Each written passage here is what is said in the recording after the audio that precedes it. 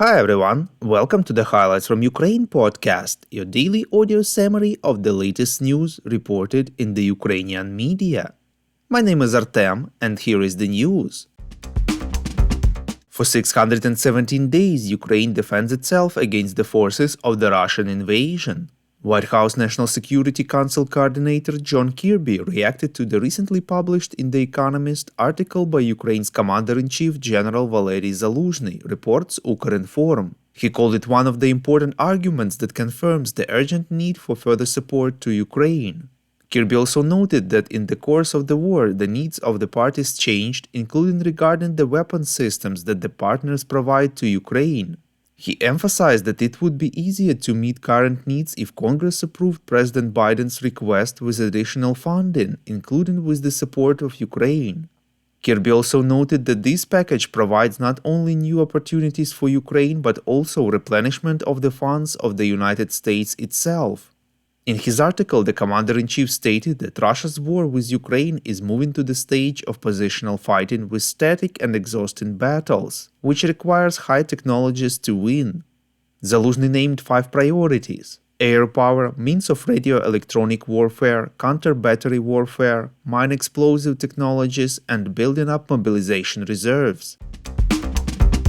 The US has announced a large-scale package of sanctions against 130 individuals and legal entities that help Russia supply technology for military production, reports European Pravda. The US Treasury introduced restrictions against dozens of people and companies from Turkey, China, and the United Arab Emirates through which Russia imported technology, equipment, and other means necessary to support and maintain its military-industrial complex. A network of individuals associated with Artur Petrov, who was detained in Cyprus earlier this year at the request of the United States. According to the American investigation, Petrov organized a complex scheme to circumvent sanctions for purchasing American-made electronic technologies for Russian companies. Separately, the US State Department has imposed about 100 sanctions on Russia's future energy production and revenues. The steel and mining sector, defense procurement, and those supporting the Russian government's military efforts and other malicious activities. Volodymyr Zelensky, in his evening video address, thanked for this new and very powerful sanctions decision. Quote, "More than 220 Russian and not only Russian entities that work on aggression are now under US sanctions. This is what is needed. Critical sectors of the aggressor's economy, sensitive schemes for terrorists, and every sanctions decision must work in full, so that there is no chance for Russia to circumvent the sanctions," unquote, said the president. We would really appreciate if you could recommend us to your friends and family, as well as share information on social media. This way more people would learn about the podcast and truth about Russia's invasion of Ukraine. Dutch Defense Minister Kajsa Ollongren visited Kyiv and Kharkiv, held a meeting with President Volodymyr Zelensky, reports RBK Ukraine. The president thanked the Dutch Defense Minister for her great attention to Ukraine, the role of her country in the F-16 coalition, and the transfer of other important types of weapons.